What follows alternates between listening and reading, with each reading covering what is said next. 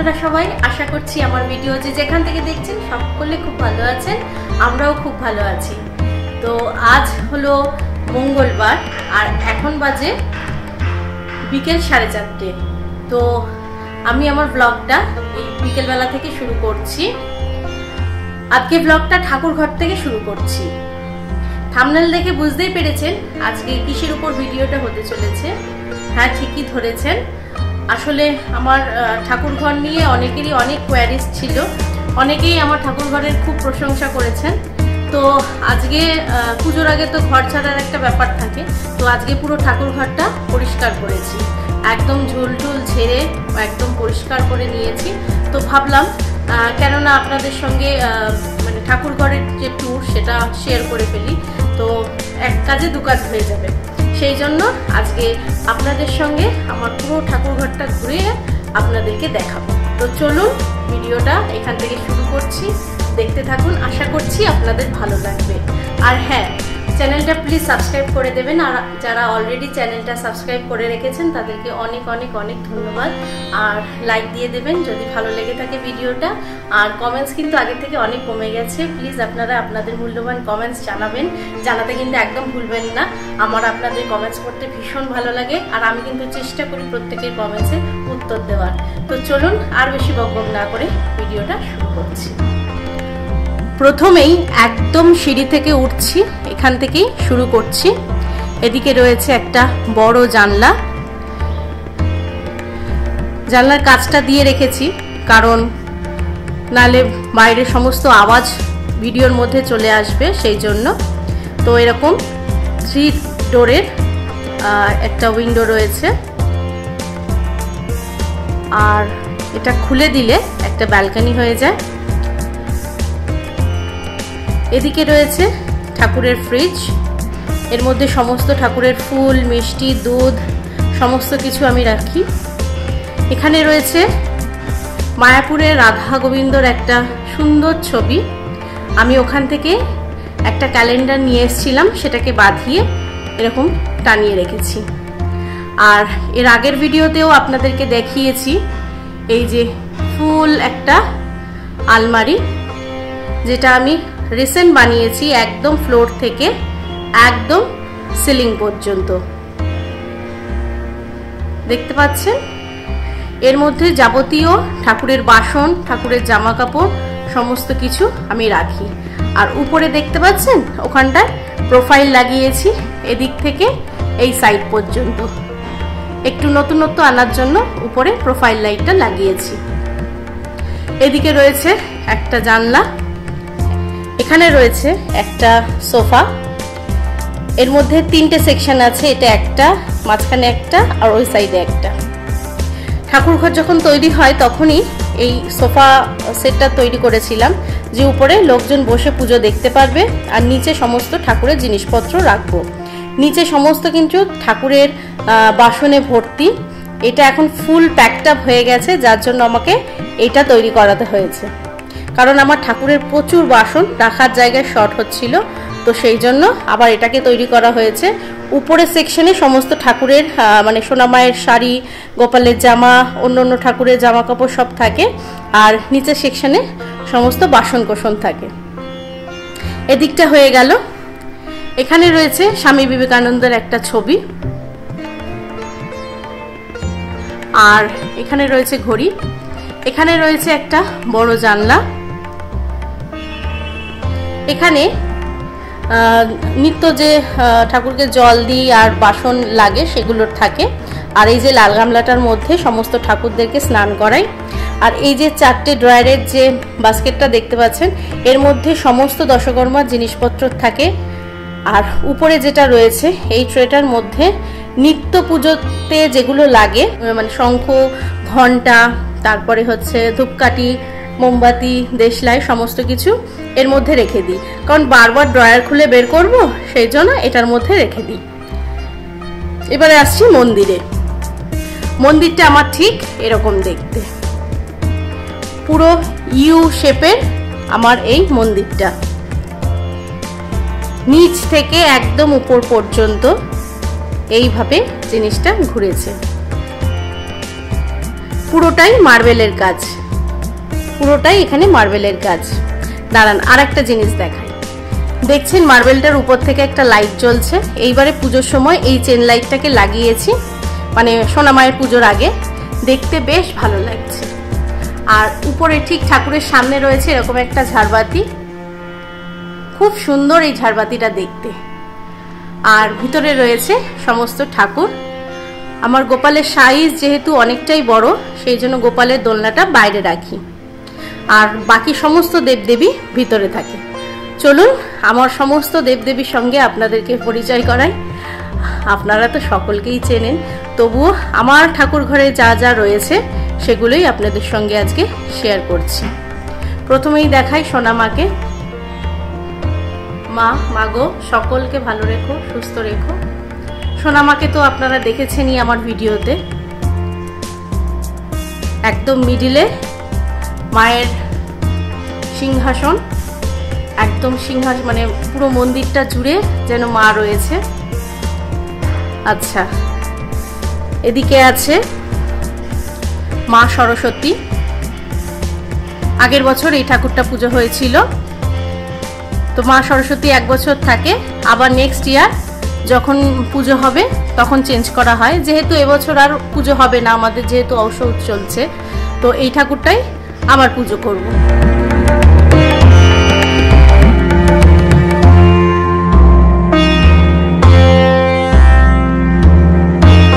পাশে রয়েছে এখানে দেবাদিদেব মহাদেব। আচ্ছা, এখানে রয়েছে ছোট্ট একটা সোনামা, পিতলের সোনামা। এটা আমার শাশুড়ি মা আমাকে দিয়েছিল।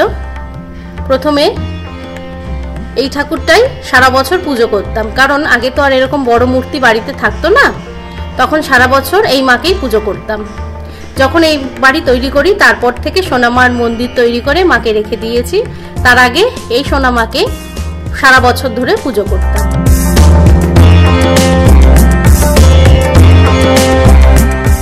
এই হচ্ছে আমার মা লক্ষ্মী, আমার সবার প্রথম ঠাকুর, যে ঠাকুর আমি আসনে পেতেছিলাম। এই হচ্ছে আমার মা লক্ষ্মী। এইভাবে আমি সাজিয়ে রাখি। প্রত্যেক বৃহস্পতিবার করে সব ঠাকুরের শাড়ি গয়না চেঞ্জ করা হয়।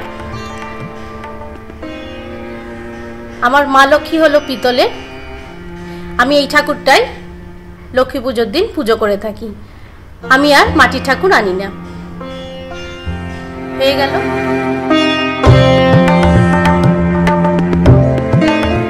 এদিকে হচ্ছে গণেশ।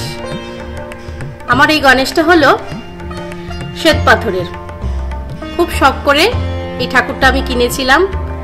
অনেক দিনের ইচ্ছা ছিল যে একটা মানে পাথরের ঠাকুর কিনবো গণেশ, তো বাবাইকে সাথে করে নিয়ে এই ঠাকুরটা নিয়ে এসেছিলাম।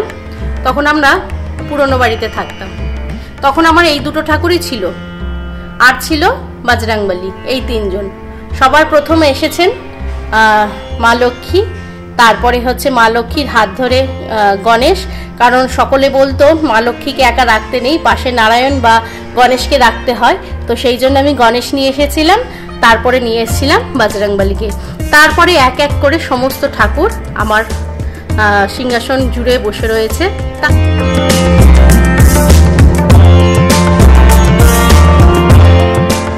আচ্ছা, এদিকে হচ্ছে আমার মা সন্তোষী।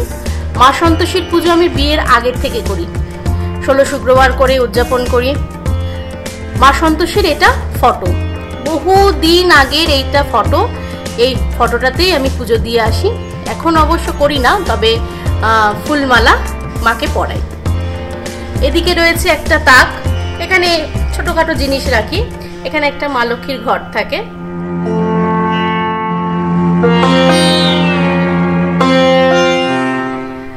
মা লক্ষ্মীর কাছে এখানে থাকে গাছকৌটো, এখানে থাকে জলশঙ্খ, আর এখানটায় থাকে একটা নারায়ণ শঙ্খ। মা লক্ষ্মী থাকলে এই নারায়ণ শঙ্খ অবশ্যই রাখবেন, ঘরে শ্রীবৃদ্ধি করে। আর এদিকে দেবাদিদেব মহাদেবের সঙ্গে থাকেন নন্দী মহারাজ। এইভাবে এই দিকটাকে আমি সাজাই, ঠিক এইভাবে সাজিয়ে রাখি। এই হলো আমার গোপু সোনার দোলনা। এত বড় দোলনা তো সিংহাসনে বসানো যায়নি, আর গোপু সোনা তো বেশ বড়সড় সাইজের, সেই জন্য সিংহাসনে বসিনি। কারণ এই যে বেদির যে সাইজটা মানে গোপু সোনার জন্য ছোট হয়ে গেছে। অন্যান্য যে সমস্ত ঠাকুর রয়েছে ওনারা তো ছোট, তাই জন্য ওখানে হয়ে গেছে। কিন্তু গোপু সোনা ভেবেছিল একাই বসবে, তাই জন্য সে আলাদাই বসেছে। এই হলো গোপু সোনার দোলনাটা। আমাদের মুরলীধর এখানেই থাকে। এই হলো আমার রাধা মাধব, পাথরের রাধা মাধব। এই বাড়িতে এসে আমি এনাদেরকে নিয়ে এসেছি। খুব খুব শখ ছিল আমার বাপের বাড়ির পাড়াতে মন্দির তৈরি হলো, সেখানে এসেছিলেন এনারা। আর একটু বড় সাইজ, যবে থেকে দেখেছিলাম তবে থেকে খুব ইচ্ছা ছিল। ঠাকুরকে মনে মনে বলতাম যে আমি কবে তোমাকে আমার বাড়িতে নিয়ে আসতে পারবো। ঠাকুর আমার কথা রেখেছে, আমি তাদেরকে নিয়ে এসেছি আমার বাড়িতে এবং আমার মন্দিরে তারা বিরাজমান। এইভাবে সাজিয়ে রাখি। এর পাশে রয়েছে এখানটায় মায়াপুরের রাধা মাধবের ছবি। প্রথমে এই ছবিটাকেই পুজো করতাম, তারপরে এনাদেরকে নিয়ে আসি।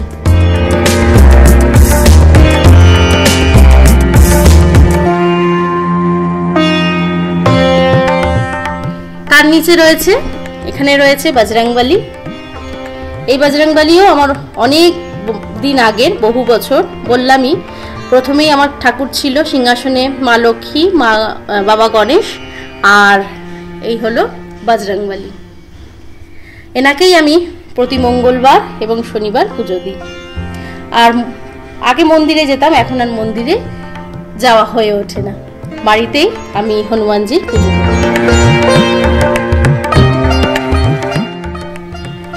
আর এখানে রয়েছে স্বামী বিবেকানন্দ, শ্রী শ্রী ঠাকুর এবং শ্রী সারদা মা। আমি ভীষণ মানি এনাদেরকে। আমার পিসি শাশুড়ি এই ছবিটা আমাকে এনে দিয়েছে, তো এটা আমি সিংহাসনে বসিয়েছি। এদিকেও একটা তাক রয়েছে, এখানে এই সমস্ত জিনিস রয়েছে। এই যে ব্রাশটা দেখছেন, এগুলো দিয়ে ঠাকুর পরিষ্কার করি। এখানে একটা সুইচ বোর্ড আছে। আর এই হলো মায়ের ঘট। সারা বছর এটা এইভাবেই থাকে, কিচ্ছু হয় না। এই ঘটেই মালা দিই, পুজো করি সমস্ত কিছু। যে কোনো পুজোতে ঘট বলা হয় দেবীর রূপ। দেবীর মাথা হলো এই ডাবের অংশটা, আর এই যে ডাবের যে শীষটা এটাকে বলা হয় দেবীর চুল, আর এই যে ঘরটাকে বলা হয় দেবীর সারা অংশ। এইভাবেই কিন্তু একটা ডাব ঘটের উপরে বসে, এবং প্রত্যেক পুজোতে দেখবেন ঘটের উপর ডাব আমরা বসিয়ে থাকি। মানে দেবী রূপেই এই ঘটকে আমরা পুজো করে থাকি। এই হলো সোনা মায়ের ফুল লুক।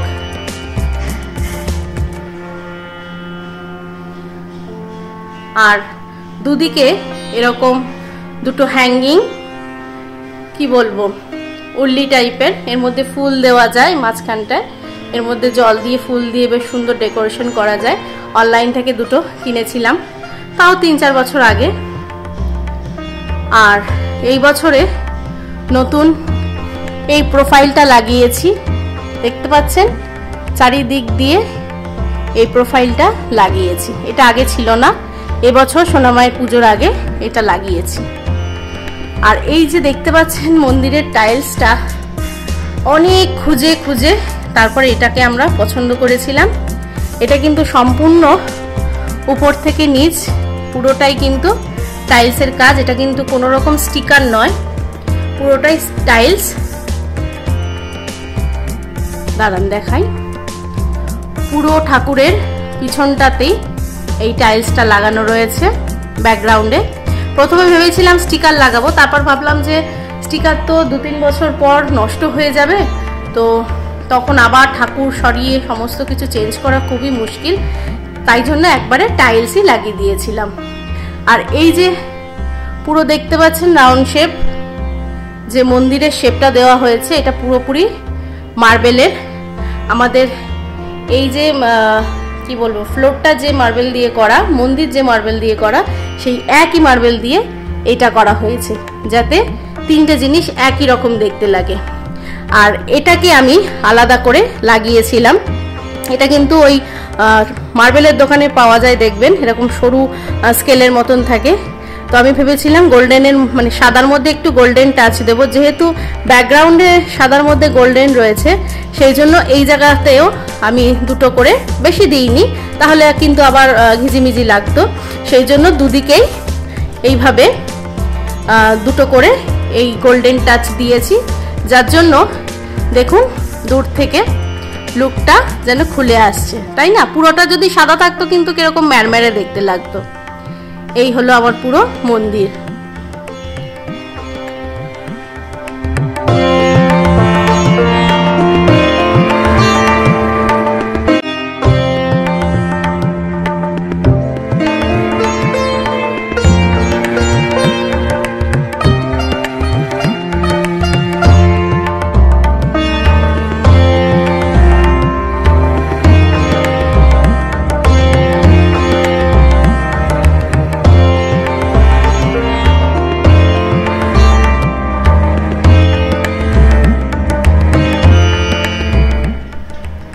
এই হলো আমার পুরো ঠাকুরঘর, এইভাবে সুন্দর করে সব সময়ের জন্য সাজিয়ে রেখে দিই।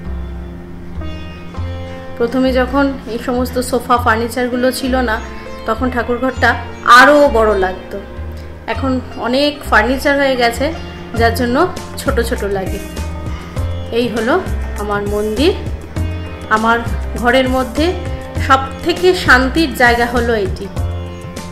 যখনই মন খারাপ লাগে, মনে কষ্ট হয়, যে কেউ, অন্য লোকেও বলে, যারা আমার বাড়িতে আসে তারাও বলে যে ঠাকুরঘরটায় যে কি শান্তি বলে বোঝাতে পারবো না। মনে যখনই মানে উথাল পাতাল হবে, আমার এই ঠাকুর ঘরে এসে বসলেই মনের মধ্যে শান্তি এসে যাবে। এতটাই পবিত্র, মানে এতটাই পরম শান্তি পাওয়া যায় এই ঠাকুর ঘরে আসলে। মা যেন স্বয়ং আমার মন্দিরে বিরাজমান। মা যে আমার সঙ্গে থাকে তার অনেক প্রমাণ মা দিয়েছে আমাকে, একদিন আপনাদের সঙ্গে শেয়ার করব। আমার ঠাকুর ঘরে আলাদা করে কোনো দরজা নেই, পুরোটাই ঠাকুর ঘর, কোনো পর্দাও নেই, পুরোটাই ঠাকুরের জন্য তৈরি। যখন বাড়ি করব ভেবেছিলাম, প্রথম বাবাইকে বলেছিলাম যে সকলের উপরে যেন ঠাকুরগুলো থাকে, আমাদের সকলের মাথার উপরে ঠাকুরগুলো যেন বিরাজমান থাকে। আর এই যে দেখছেন মাটিতে, এটা খুব শখ করে এটা লাগিয়েছিলাম। ঠিক ঠাকুরের সামনে এই চক্রটা করা রয়েছে, যার জন্য পুরো সাদা মেঝে, তো এর মধ্যে এই কাজটা খুব সুন্দর ফোটে, দেখতেও বেশ ভালো লাগে। অনেক ভেবে চিন্তে এই ঠাকুর ঘরটাকে বানিয়েছিলাম। বাড়ি তৈরি করার আগে, মানে বাড়ির প্ল্যান তৈরি করারও আগে, আমার ঠাকুর ঘর কেমন হবে সেই প্ল্যান আমি তৈরি করেছিলাম। কোথায় কি তৈরি করব, কিভাবে মন্দিরটা সাজাবো, সমস্ত কিছু প্ল্যান আমার ছিল। তো বাড়ি তৈরি হওয়ার আগে থেকেই আমার সমস্ত কিছু মাথায় ছিল যে আমার দেবদেবীদের আমি কোথায় বসাবো। অনেক ভেবে চিন্তে, অনেক রিসার্চ করে এই মন্দিরের ডিজাইনটা করিয়েছিলাম মিস্ত্রিদের দিয়ে। অনেক মিস্ত্রি, মানে 3-4 জন মিস্ত্রি মিলে এটা কাজ করেছিল। আমি দাঁড়িয়ে থেকে পুরো হাতে করে জিনিসটা তৈরি করিয়েছিলাম। যেদিনকে ফাইনাল লুক হলো, আমি যে কি খুশি বলে বোঝাতে পারবো না। ভীষণ খুশি হয়েছিলাম যে আমি যেটা চেয়েছিলাম মনের মতো ঠিক সেটা করতে পেরেছি। খুব আশা ছিল, খুব আশা ছিল যে মাকে যেখানে রাখবো সেই জায়গাটা যেন খুব সুন্দর করে আমি ডেকোরেট করতে পারি। তো সেই কথাটা আমি রাখতে পেরেছি। আমার ঘরের মধ্যে সবথেকে শান্তির জায়গা হলো এটি। যখনই মন খারাপ লাগে এখানে এসে বসে থাকি, সত্যি সত্যি মনটা এত ভালো লাগে। আর একটা ব্লুটুথ রয়েছে, বড় বক্স, ওটা ওই আলমারির ভিতরে ঢুকানো রয়েছে। ওটার মধ্যে আস্তে করে ঠাকুরের গান চালিয়ে দিই, শুনতে এত ভালো লাগে। কোথায় যেন মন খারাপ উড়ে চলে যায়।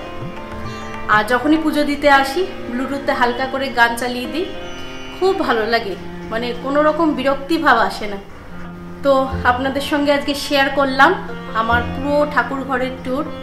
আমার ঠাকুর ঘরে কোথায় কি রাখি, আমার ঠাকুর কি কি রয়েছে, কোন কোন দেবদেবীর পুজো করি আমি, আমার মন্দিরে কোন কোন দেবদেবী রয়েছেন, সকলকে আপনাদের সঙ্গে দেখালাম। সকলকে ভগবান ভালো রাখুক, সুস্থ রাখুক এই কামনা করি। তো ঠাকুরের আশীর্বাদ নিয়ে আজকে ব্লগটা এখানেই শেষ করছি। সকলে খুব ভালো থাকবেন, দেখা হচ্ছে নেক্সট একটা ব্লগে, ততক্ষণের জন্য টাটা।